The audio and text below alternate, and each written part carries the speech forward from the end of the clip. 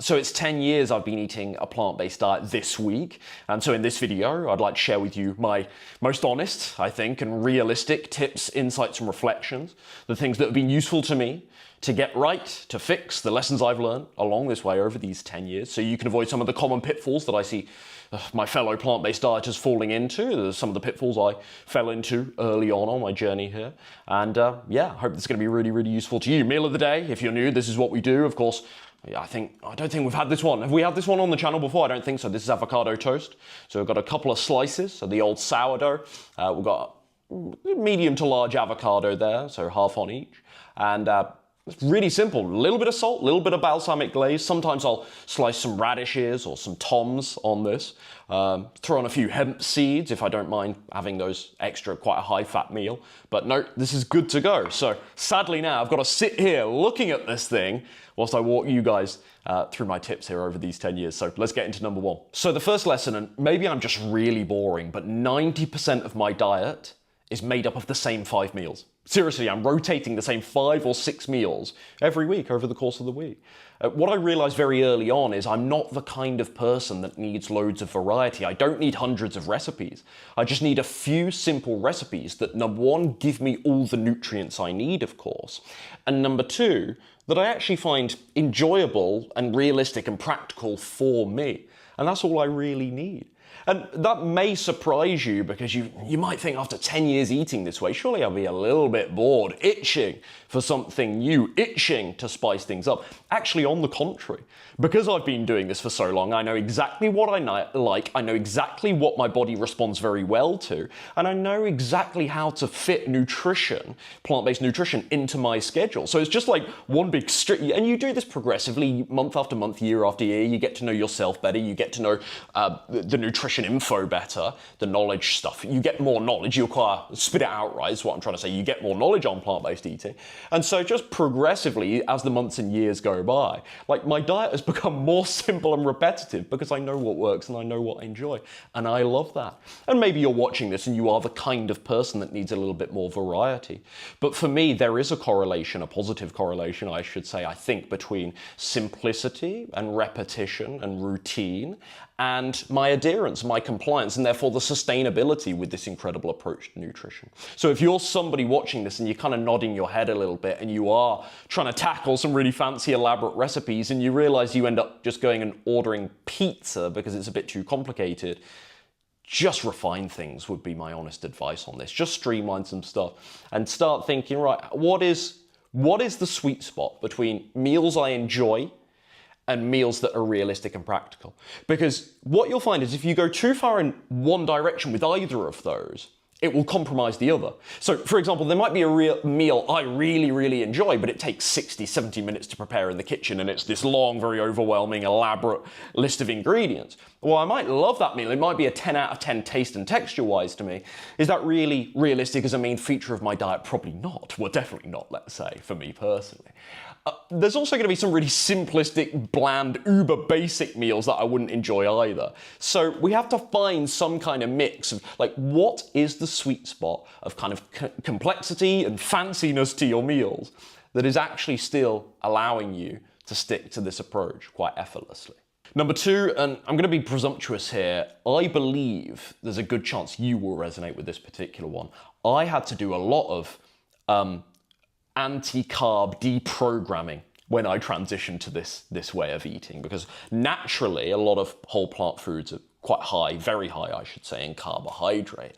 And so as somebody that came from kind of the gym bro world, I hadn't tried, keto was not that big actually back then, but I dabbled with paleo. I had tried keto, it was just coming, but it was more paleo that I tried in the past. But regardless, I did have a lot of this thinking, a lot of this carbs are fattening, carbs are bad for you thinking, without any kind of nuance or distinction on what the source of carbohydrate was. And that was entirely my fault, of course.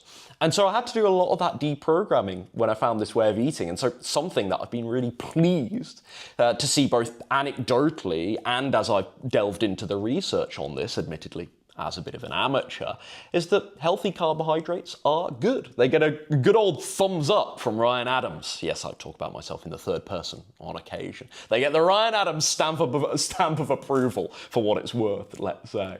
So I just think that, I'm doing the keto thing, or, I'm doing the no carb thing. I just think there is, I'm being judgmental here, but there is a sickening irony in a lot of the people, I know this very well from personal experience, so I don't want to sound too preachy as though I'm on moral high ground, but there is a great irony with the, I'm doing keto, I'm doing low carb people, in that they'll avoid whole food sources of carbohydrate like fruit, because sugar, or potatoes, or rice. Oh God, rice is so fattening. Or even a minimally processed bread, like a sourdough rye or a minimally processed whole wheat bread. They'll avoid those things like the plague. But then, of course, on the weekend, they're going binging on pizza and donuts, Krispy Kremes, and potato chips and whatever it is. It's like, oh, okay. So you'll pretend you've got this veneer that you're doing a low carb diet, but then when you do crash out, you gravitate towards loads of junk foods. Yeah, those things have carbohydrates in them, but they're also junk foods that are incredibly high in caloric density, low fiber content, very little nutrients, bunch of other, it's not just carbs, right? Pizza, a lot of people go, pizza is carbs. It's like, well, it contains carbohydrate, the dough contains carbohydrate, but pizza also has oils and the fats and this and that and what have you. So to reduce it to carbs and then say carbs are bad because pizza is bad, I just think that's a stretch. I think that's so reductive. I think it's ridiculous without thinking what the carbohydrate source is. Anyway, rant over. I think healthy carbs are good, and I think they contribute, as all three macronutrients do, to a balanced diet that leaves you feeling fueled and nourished and allows for the best performance in your life. And when I say performance, I don't even necessarily mean from an athletic perspective. That is how I actually was thinking about it as I was saying it. But I actually mean performance in everything. So you've got the energy, the vitality to go and do things and to take care of your body. Right, the next one, number 3. This is the semi-controversial one, I would say. And there's people in my own audience who actually disagree with me on this, which is perfectly fine, obviously. But I think soy is fine. In fact, I think it's better than fine. I think it's brilliant. With the obvious caveat and disclaimer, I shouldn't need to always say this, it should be obvious. The obvious caveat of, unless you're allergic, which some people is a tiny minority, but some people are. A lot of people think they're allergic to soy in the same way a lot of people think they're allergic to gluten. But if you are provably allergic to soy, or even at the lower end of the allergy spectrum, if you just have some very obvious, very tangible sensitivities, and your instinct is, yeah, I do have bad reactions. I might not be allergic, quote unquote, officially, but I do have bad reactions to soy. Fair enough, you might be an exception to this rule, but I think soy is fine. In fact, again, I think soy is better than fine. It's a wonderful source of many nutrients. It's just a bean. It's a bean. People are like, soy, it's so processed. It's like, soybean. We're talking about a bean. Obviously, it depends what you do with it, what you add it to, etc., etc., etc. But can we just keep in mind, we're talking about a bloody bean. I just think it's nuts, this conversation. But let me give credit. This is not credit. Let me also play devil's advocate and just mention very quickly here why people somewhat understandably have a bit of trepidation with soy. It's because it contains phytoestrogens. Now, the phytoestrogen, people hear estrogen, they start freaking out because they think, oh, I want all my hormones to be internal, I don't want the exogenous stuff, etc., etc. But the phytoestrogens in soy, this is complex, and I'm not the person to best speak on this, frankly. I should stick to in my lane with the weight loss stuff, but my understanding, the phytoestrogens on soy are not exactly the same as estrogen. Not even remotely close, and they can replicate it in some way, some mannerisms, but they are not remotely close. And actually, the phytoestrogens, this is the great irony, can actually be estrogenic, but they can also be anti-estrogenic.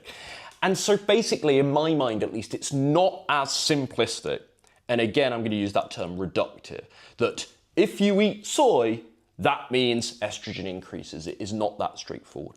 And you couple this with all of the wonderful fiber and other nutrients and plant protein, that's a really sort of plus point on team soy, that soy contains. And I balance things out and I go, yeah, for me, I'm all good with this. I am good with this. This is fine. The studies look good. This looks compelling.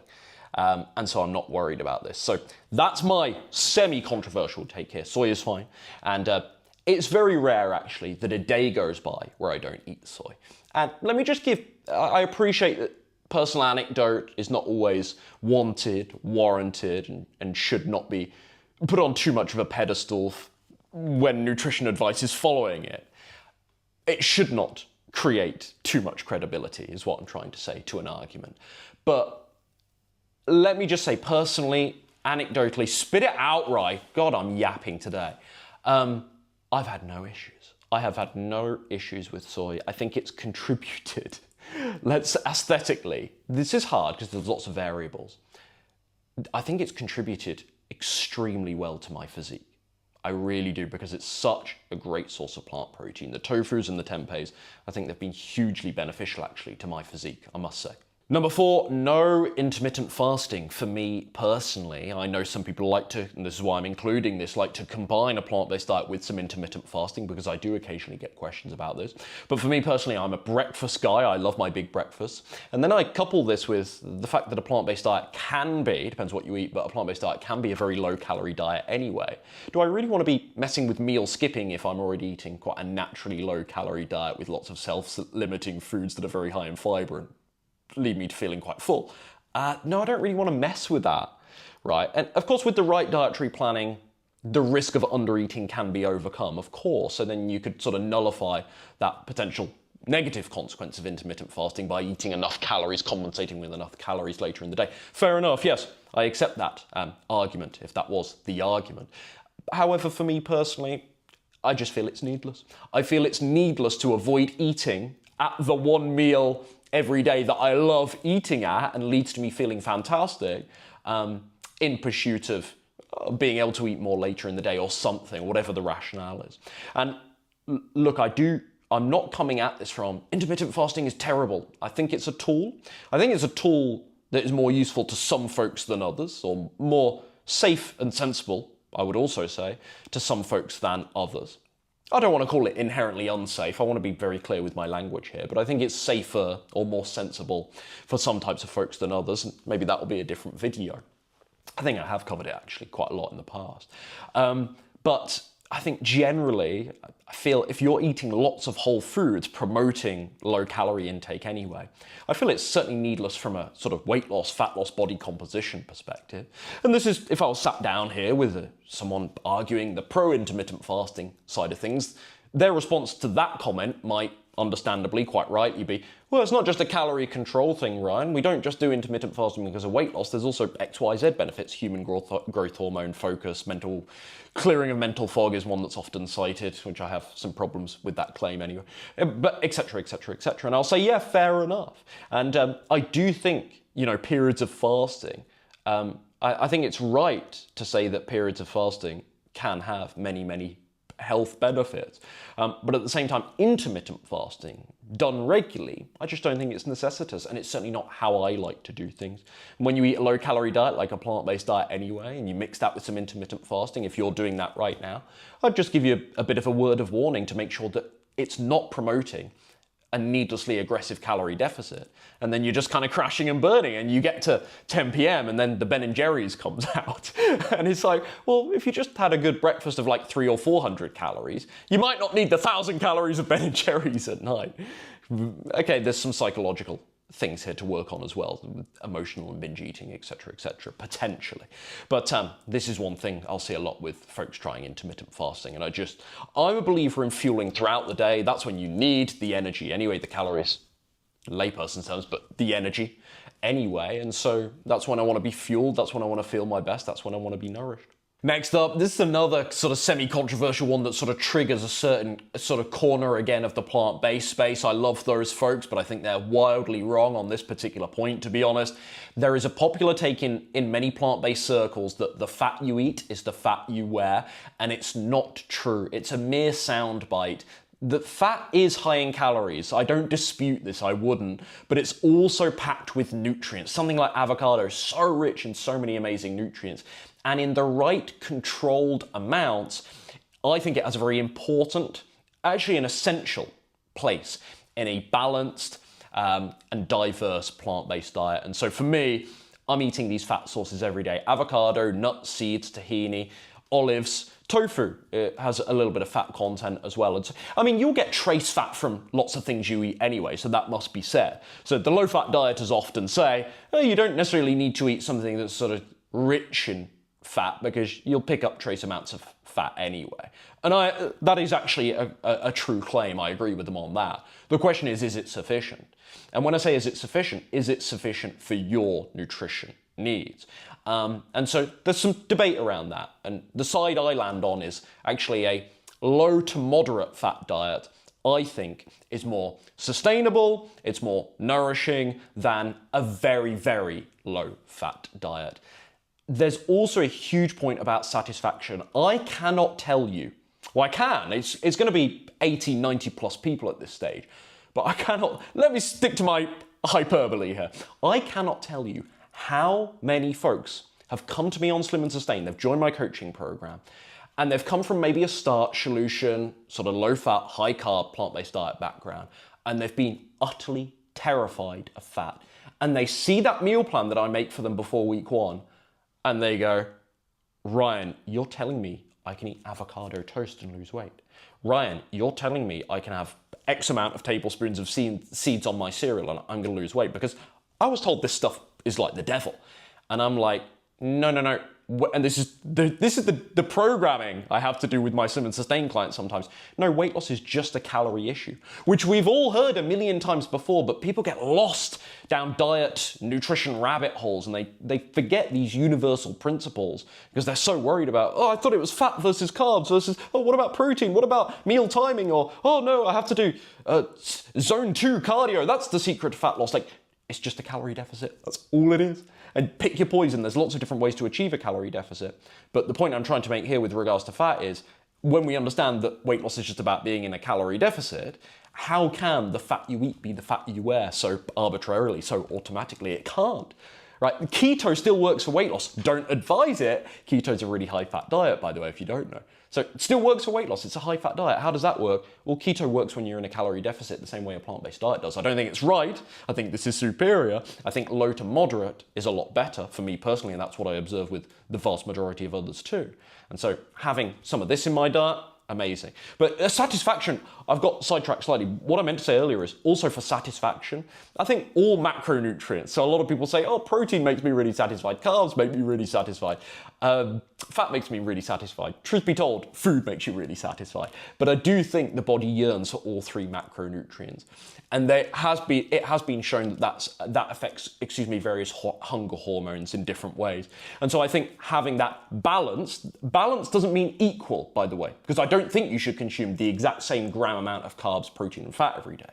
But having balance, what I mean by that is an appropriate amount of each relative to one another, relative to your nutrition needs also.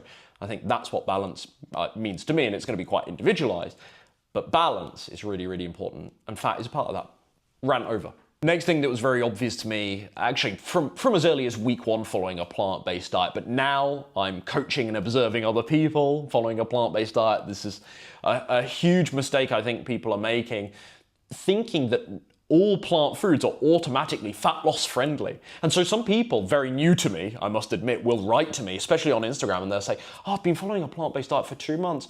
Oh, I lost some weight at first, but it stopped. Or, oh, maybe worse yet, I've been following a plant-based diet for 6 months and I haven't lost any weight.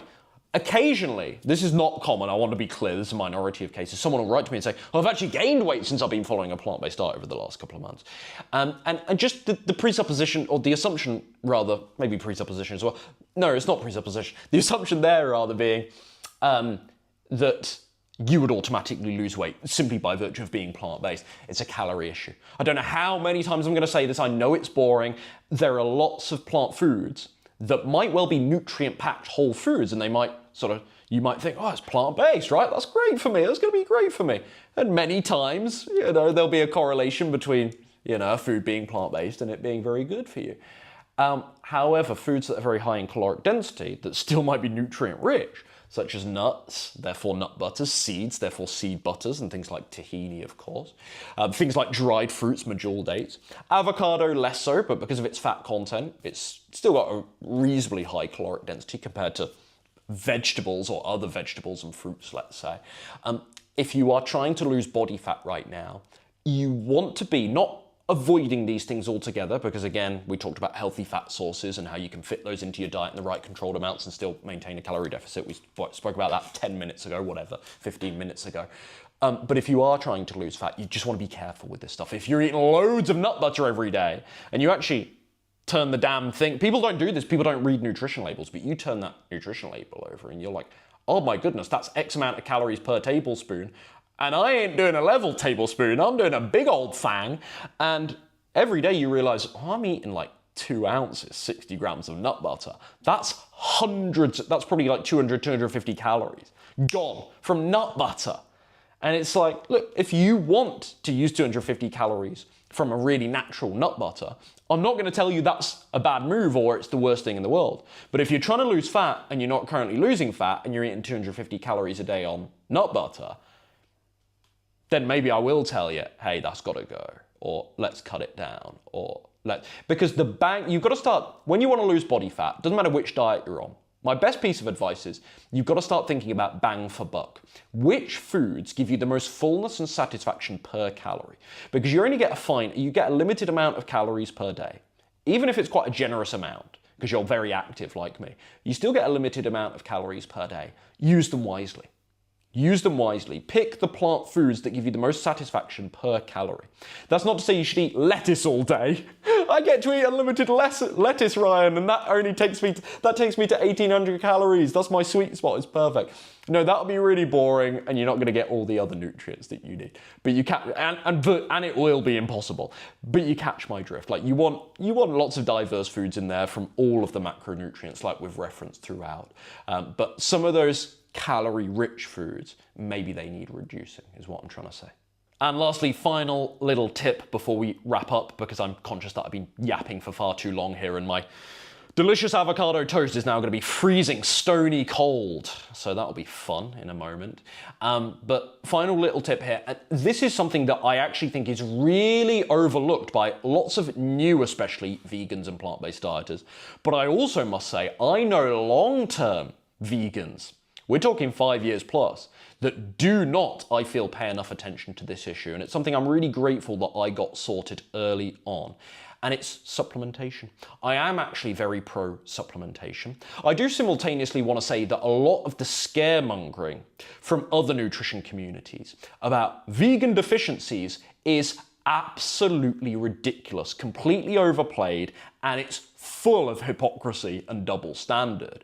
And I think this way of eating is incredible for vitamins, minerals, antioxidants, fiber especially, etc., etc., etc. So my view on supplements is kind of a fill-in-the-blank insurance policy thing. Let's see what I'm missing, let's see what I could potentially be low on, and let's fill in those blanks. So I would say, very pro-supplementation. And I personally like to take vitamin B12, vitamin D, big dose. I do 4,000 IUs of vitamin D per day. And especially in the winter, I'm on the ball with that. And a DHA/EPA supplement from omega-3 supplement from algae oil. I'm also a big fan of creatine, monohydrate. I also like to make sure my vitamin D comes with K2 as well. And I occasionally will use, when I say occasionally, maybe let's say twice per week to quantify it in some way, it varies, a relatively clean, let's say, protein powder. And I want to stress clean because lots of them are full of junk, but a relatively clean plant protein powder. So that's where I'm at on supplements. So I don't supplement like a whole list of I mean, I've just given you a list, but that's 3 mandatory supplements. I've got my 3 mandatory supplements. This is how I think they're mandatory in my mind anyway. B12, vitamin D, the big dose, and then the omega-3 supplement, of course, from algae. Those are the 3 I must take. Creatine, actually, I do take daily. It's very rare that I miss creatine. So let's just add 4 to that. And those are the things that I'm very, very regularly having. Incidentally, I want to add that some of these things I would still supplement if I was not plant-based. I think that's so important to stress, especially something like creatine. So these are not necessarily, vitamin D also, these are not necessarily because I eat plant-based, I supplement these things. That's not true at all. B12 is the exception. B12 is the thing that I probably wouldn't take if I wasn't plant-based. That's not a hypothetical scenario I'm envisaging or want to envisage, but you get my point. Not all of these things I take because I'm plant-based. I take them because I think I should take them, and I would take them regardless of dietary choices, some of them. Now, there's kind of a secondary list. Maybe it's worth supplementing things like calcium. Maybe some of my female clients, especially if they're still in menstruation, will supplement iron, a small amount of iron. Maybe I have some of my male clients supplement zinc and I support them with that. Yeah, there are iodine, might be another one if you don't use iodized salt or you don't eat seaweed often, etc., etc.